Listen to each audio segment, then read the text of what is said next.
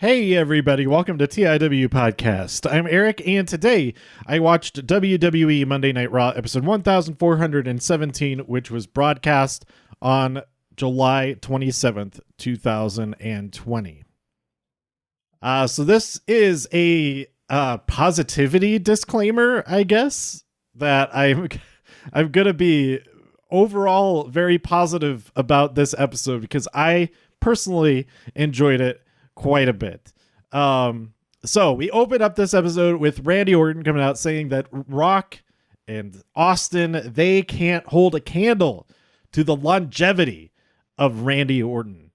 And that Drew McIntyre has what he wants, what he needs. Something is missing, and that is the WWE Championship. So he challenges him at SummerSlam. And later on in the night, Drew McIntyre accepts that challenge despite not yet having the championship match against Dolph Ziggler. That is the main event of the night. Before that match, he accepts the challenge for his next big match. That's how confident Drew McIntyre is. And that confidence shined through in this match because then he announced to Dolph what his stipulation for I'm jumping ahead to the main event, and then I'll go back to what happened right after this Randy Orton segment. So Drew, he announces, okay, I liked what you were thinking with that Extreme Rules match, so I'm going to do the same thing. You can use tables, chairs, weapons, whatever you want to do, but I can do it too. So I liked that twist on it, that he didn't have to do anything crazy. It could have been the twist that, the stipulation is this is just a regular wrestling match. That could have also been a pretty interesting stipulation for it. But Drew, before that match, he says to Randy, I hope that you think that I am an underdog, because then I will beat you just like I did with Brock Lesnar, because he thought that I was an underdog too. And great promos from both of them. And then Dolph coming out complaining, it should have been me. All of that. Just get on with it. I waited all week. But he beats him. He hits a Claymore, sending Dolph through a table after a huge brawl. He broke a thing of plexiglass and everything. But whatever Dolph tried to throw at Drew McIntyre, Drew threw it right back at him. And he successfully defended the WWE Championship yet again. I like the main event. Maybe that was the match that should have happened at Extreme Rules. How cool would it have been if the night ended? I know we ended with the swamp fight and with the Fiend coming out of the swamp and all that, but imagine if the last match of the night ended celebration and then the RKO out of nowhere. Because that's what we got. We got an RKO out of nowhere. Randy Orton laid Drew flat. And I am super excited for that match. We're not going to get Randy versus Brock rematch from SummerSlam yet. Maybe next year. That would be really cool. But Randy Orton versus Drew McIntyre at SummerSlam? Yes, please. That will be awesome. I don't have any expectation of who will win, but I'll be happy either way because that's going to be a great match. So back at the beginning of the show, Nia Jax did something. I forget exactly what happened there, but she came out and said some stuff. But then we had Andrade and Angel Garza versus Cedric and Ricochet versus the Viking Raiders to determine who will fight the Street Profits for the championships, the Raw Tag Team Championships at SummerSlam. This match was pretty great, and it ended with Angel Garza pinning Cedric Alexander. Wow, I was not expecting that to happen, although I shouldn't be surprised because they've got Zelina Vega there coordinating all of the dirty tricks. I don't remember any specific dirty tricks that they pulled, but after that, they pulled even more dirty tricks and attacked the Street Profits who were on commentary during this match.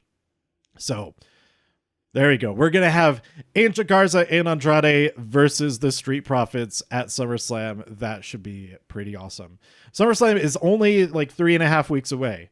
It seems a lot closer than the time. I think it is a lot closer, or at least a week. It's a week closer than between Backlash and this last one, the Extreme Rules, the horror show at Extreme Rules. Up next, we had Nia Jax versus Shayna, which ended like within 30 seconds with a double count out because they were just beating up each other right off the bat. We'll see where that goes. Then we had Seth calling out to Dominic, come out here. Let's work this out. Give me a hug. We're good. I can take care of you. All of that. And Dominic goes for a takedown. And he starts beating up Seth, starts beating up Murphy. And Seth and Murphy compose themselves. They get the upper hand. And then Aleister Black comes out, starts beating them up. But then he gets beaten up. And he gets into the position of Aleister Black is there at the steps and says, you know what you have to do, Murphy? You know what you have to do. And Murphy's like, what, me? I don't know what to do, mate. You want me to do that? And Seth says, yes, you have to do that. These are my weird impressions of Seth and Murphy. But I really liked, Seth kept saying the greater good. He said, this is for the greater good. The way he was saying it, it really felt like, oh, that is the name of his faction, his two-man faction now, is that they are called, so I'm going to be calling them the greater good from now on. I really like that. It's almost as cool as the Hurt Business, which is really, really good. That's like such a good faction name. It's fantastic. Like, just that name is one of my favorite things on all of Raw. But anyway, Murphy does it. He jams Aleister Black's eye into the corner of the steps, and he's horrified. He's mortified that he's done this. He's Murphified that he's done this. And Seth had to like slap him to get him to do it and all of that. But then a little bit, like a minute too late, Dominic, aka Kendo Stick Mysterio, attacks the greater good with a kendo stick. It's the same. I'm going to call him Kendo Stick Mysterio from now on, as it's the same number of syllables and it pretty much rhymes. Kendo Stick Dominic, Kendo Stick Dominic, Kendo Stick Dominic. Yeah. Kendo Nick, Domestick, Dominic Kendo Stick, Domestick, Mysterio. I don't. Anyway. That's half of the episode. It is different combinations of the syllables in Dominic and Kendo Stick. So yeah, if we get Seth Rollins versus Dominic, I don't know how he's got to be at least pretty good. But man, if we just end up getting like a match of the year just out of nowhere, Dominic Mysterio versus Seth Rollins for the greater good. It's a for the greater good match. Oh my gosh, that could totally work. It's for the match is for the greater good. And if Dominic loses, then he doesn't have to join Seth's cult. And then if Dominic, if Dominic loses, then he has to join the greater good, Seth's cult. But if Seth loses, then he has to let Dominic go. Either way, it's for the greater good. Do it. It's got to be at SummerSlam. That's going to happen at SummerSlam. It must. But then we had VIP Lounge with guest Mustafa Ali after their defeat at the Ali pinned somebody. Oh, how did that match end last week? I think Ali pinned Shelton Benjamin, maybe? Anyway, Ali is the guest. I was a little bit upset that R-Truth interrupted what Ali was saying. Ali was, it seemed like he was about to say something pretty good there, but then R-Truth comes and attacks. Shelton Benjamin tries to win back his 24/7 championship and is unsuccessful, and Ali does not finish his thought. I don't even remember what he was talking about. I just remember, oh, I'm into this. Oh no, now interrupted. But maybe we'll get more of that later. Then we had Bobby Lashley versus Mustafa Ali, and Lashley won via the Nelson from The Simpsons.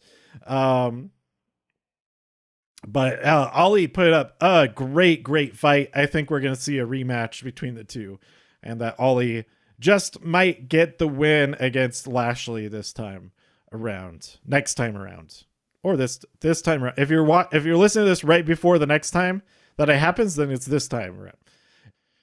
Then we had the second hour main event, Asuka versus Sasha Banks, to determine who is actually the women's champion, the Raw Women's Champion. Sasha and Bayley start out before Asuka comes out. They say there's no bigger bully than Stephanie McMahon.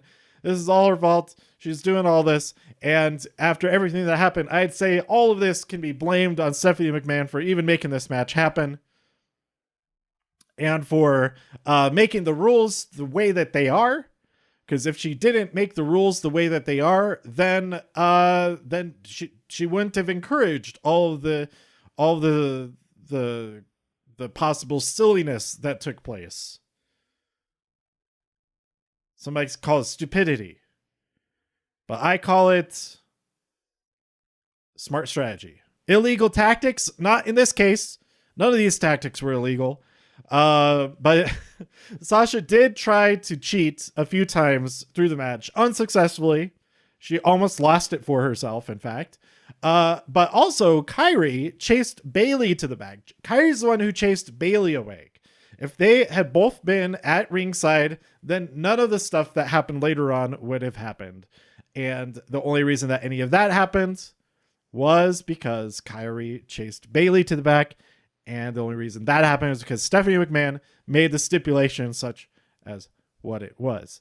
So there you go. That's my explanation of it not being Sasha and Bayley's fault for how things went. They were just taking advantage of the situation that they were given smartly, wisely. And it turned out that because Bayley and Kairi were not at ringside, they could not cause any kind of disqualification, no kind of direct distraction, no distracting the referees, no messing with the ropes, no messing with the turnbuckles, none of the kind of stuff that you could do if you're at ringside. If anything, okay, maybe you don't want to blame any of the people.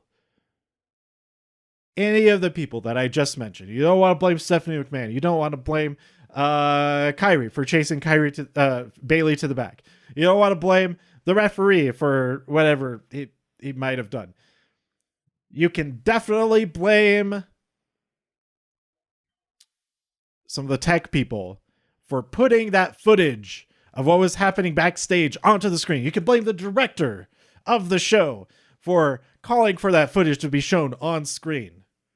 That is that is all their fault. All that could have happened. It could have just happened off screen. They didn't have to show that. They didn't have to show it in the arena, quote unquote arena. Anyway, I thought it was really funny, but also really sad, also really sweet that here we're given this choice. It was like a Joker type situation where, oh, you have a choice. You can win the championship, or you can help your friend. Which is more important to you? Prove that you are a good human being by making this choice. And I thought that was kind of great. Asuka, thankfully, like if Asuka had not gone to help Kairi, what would that say about Asuka? I think we would all be very, very upset that she didn't go and help her friend. Although it could be argued she had plenty of time that she could have attacked Sasha one real quick and then ran to the back. But we'll never know. That's not what happened. Yeah, I thought it was nice. I was like, oh, she has to go. Her friend is way more important than a championship belt. She has to go help her friend. And then I was I was maybe not delighted isn't the word, but I was relieved that Asuka went to help her friend, and I was angry at Bayley for being such a jerk and like basically trying to murder Kairi in the backstage area. But then I was also in admiration of the ingenuity of Sasha and Bayley's strategy there. And again, if Kairi hadn't chased Bayley to the back, Bayley couldn't have engaged in that strategy. She could have not. She wouldn't have been able to make that happen. But even more importantly, whoever's in charge of putting whatever's on the screen, and the camera people in the back, it's their fault. Okay, anyway. Up next we had, I kind of didn't pay attention during this next match. It was like just kind of filler to connect us from the two main events. Umberto Carrillo versus Murphy, who had already poked out Aleister Black's eye earlier. And despite he must have been so distraught after having done that, but he still won the match against Umberto Carrillo via the Murphy's Law. That's all I wrote down for that. I don't remember any specifics. If there's some more storytelling that happened there, I missed it, unfortunately. So there you have it. That's my thoughts on this week's Raw.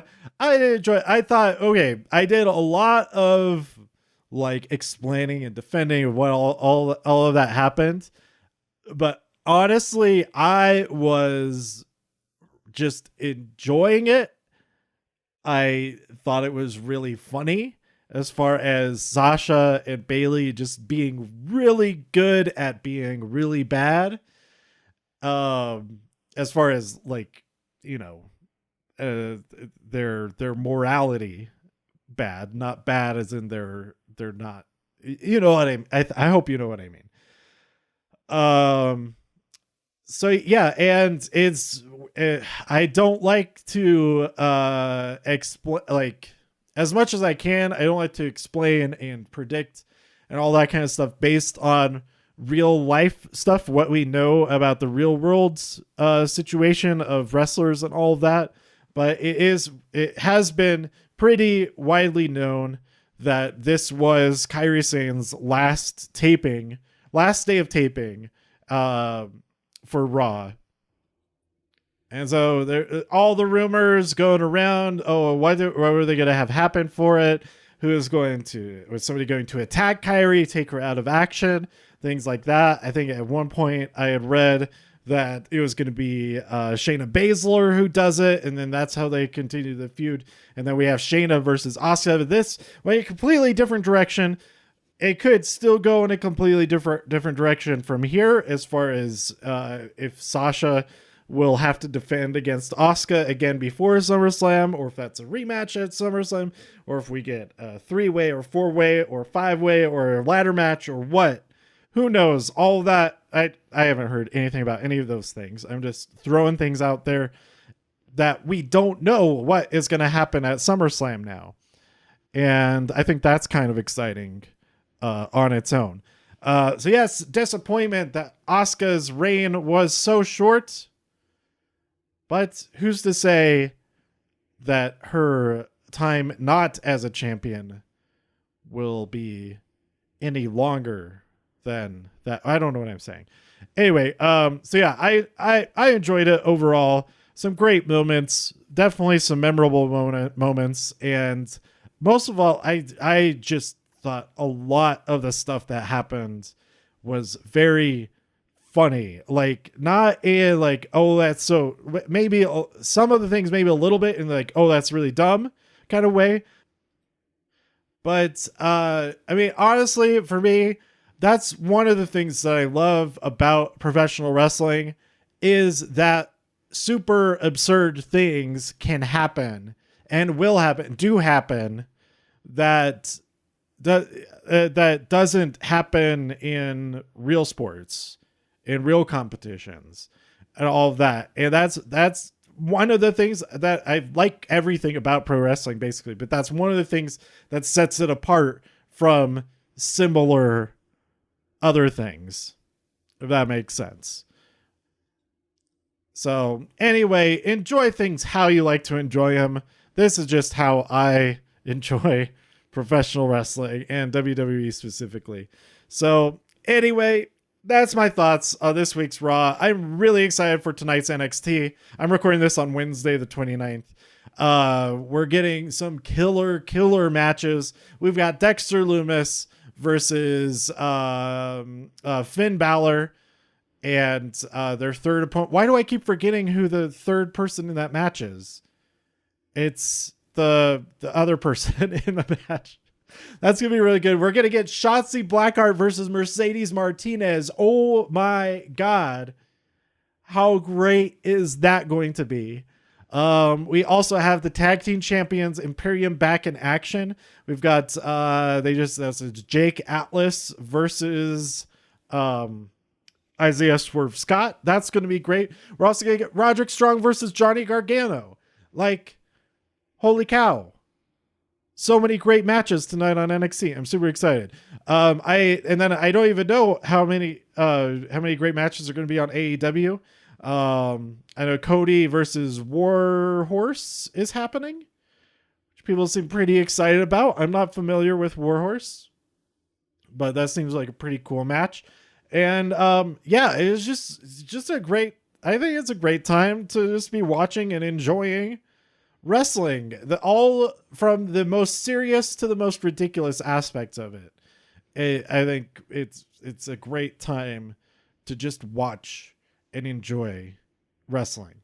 I have been recording AEW.